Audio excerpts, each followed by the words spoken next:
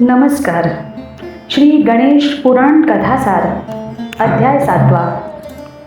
श्री गणेशाय नमः. सोमकांताचा मागील जन्म. त्या रात्रीनंतर भृगु ऋषी प्रातःकाळी उठले. त्यांनी प्रथम भूमातेस व देवास वंदन केलं. त्यानंतर अभ्यंग स्नान केलं. नंतर सूर्यनारायणाची प्रार्थना केली. त्यांनी आपल्या एका शिष्याकडून सोमकांत राजास बोलावलं. सोमकांत राजा आला. त्याने प्रथम भृगु ऋषींच्या चरणकमलांना वंदन केलं. भृगु ऋषींनी आपल्या दिव्य दृष्टीने सोमकांत राजाचे पूर्वजन्माचे चरित्र सांगण्यास प्रारंभ केला. ते म्हणाले, हे राजन, आता मी तुला तुझे पूर्वचरित्र सांगतो, ते लक्षपूर्वक ऐक. फार फार वर्षांपूर्वी विंध्य पर्वताजवळ कोल्हार नावाची एक सुंदर नगरी होती. या नगरीत एक धनाढ्य वैश्य राहत होता. त्याचं नाव होतं चिद्रूप. त्याला सुविद्य सुशील पतिव्रता प्रियतमा लाभली होती. तिचं नाव सुभगा.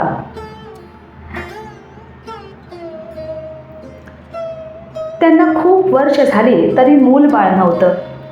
त्यामुळे ते दाम्पत्य दुःखी होतं. ते रोज आम्हाला मूल दे अशी परमेश्वराजवळ प्रार्थना करीत असत. त्यांना देवाच्या कृपेमुळे वृद्धापकाळी एक पुत्र लाभला. त्यांनी त्याचे नाव कामदा ठेवलं. त्याच्या आई वडिलांनी त्याचे फार लाड केले. त्याला लाडानं वेडं केलं.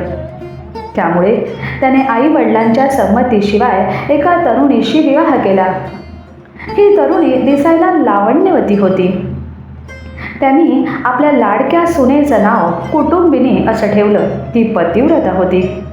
ती आपल्या सासू सासऱ्यांना आई वडीलच मानत असे. ती देवाची पूजा करीत असे, व्रतवैकल्य करीत असे, तसंच अतिथींचं स्वागत करत असे. भोजन दिल्याशिवाय ती अतिथींना सोडत नसे. अशा या थोर पतिव्रता स्त्रीस 7 पुत्र व 5 कन्या लाभल्या. त्यामुळे चिद्रूप व त्याच्या पत्नीस आनंद झाला. ते दोघेही वृद्धपणी नातवंडांच्या बाललीलांत रमून गेले. या पृथ्वीवर जन्म घेतलेल्या प्रत्येकास एक ना एक दिवस दुसऱ्याच्या खांद्यावरून स्मशानात जावं लागतं. निसर्ग नियमाप्रमाणे चिद्रूप वैश्य यमलोकी गेला. आपल्या पती परमेश्वराचा विरह सहन न झाल्याने त्याची प्रियतमा सुद्धा सती गेली. आई वडिलांच्या निधनानंतर सर्व संपत्ती कामदाच्या हाती गेली. चिद्रूप धनाढ्य असल्यानं खूप संपत्ती होती. कामदास संपत्तीचा गर्व झाला.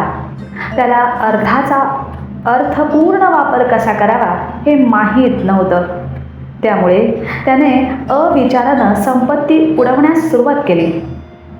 त्यावेळी त्याच्या धर्मपत्नीनं त्याला खूप समजावून सांगितलं, पण त्याने ऐकलं नाही.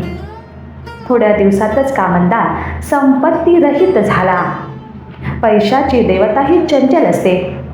त्यामुळे लक्ष्मीची पूजा करून चांगल्या मार्गासाठी पैसे खर्च करणं आवश्यक आहे.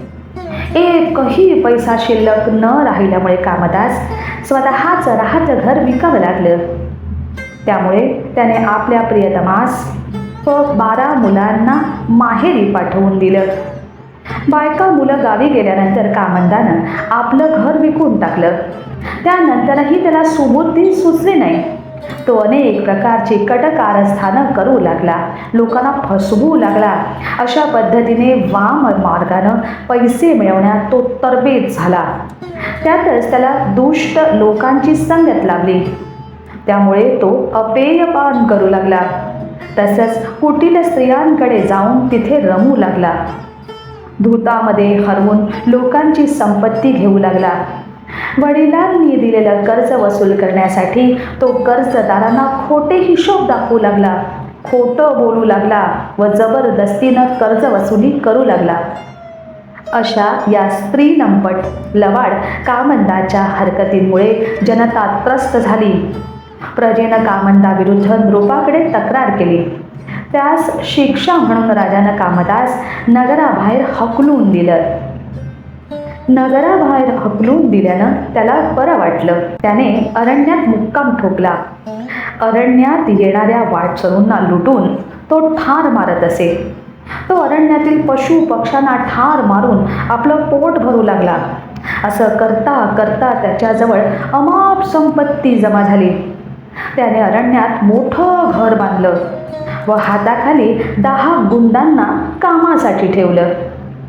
त्यानंतर तो सर्व जबाबदारी टाकून घरात शांतपणे बसत असे. असे खूप दिवस गेल्यानंतर त्या अरण्यात एक ब्राह्मण वाटसरू आला. त्या ब्राह्मणाचं नाव होतं गुणवर्धन. नावाप्रमाणेच त्याच्या अंगी अनेक गुण होते. त्याला कामंदानं एकदा पकडलं. आता आपलं काही खरं नाही हे गुणवर्धनानं ओळखलं. तो शेवटची घटका मोजू लागला. आपण कामंदाचं मन वळवून काही फायदा होतो का हे पाहण्याचं त्यानं ठरवलं. गुणवर्धन म्हणाला, अरे तुझ्याजवळ अमाप संपत्ती आहे, घरदार आहे, मुलं बाळं आहेत. असं असताना देखील तू असले वाईट धंदे का करतोस? मी अत्यंत गरीब आहे, त्यामुळे तू मला सोडून दे. मला ठार मारून तुला काहीही मिळणार नाही. मी काय अपराध केला म्हणून तू मला ठार मारत आहेस? माझी पत्नी घरी वाट पाहत असेल. माझी पहिली पत्नी आजारपणामुळे देवाघरी गेली. त्यानंतर मी द्वितीय विवाह केला. मी ब्राह्मण आहे, त्यामुळे तू माझी हत्या केलास तुला ब्रह्महत्येचं पाप लागेल हे लक्षात ठेव.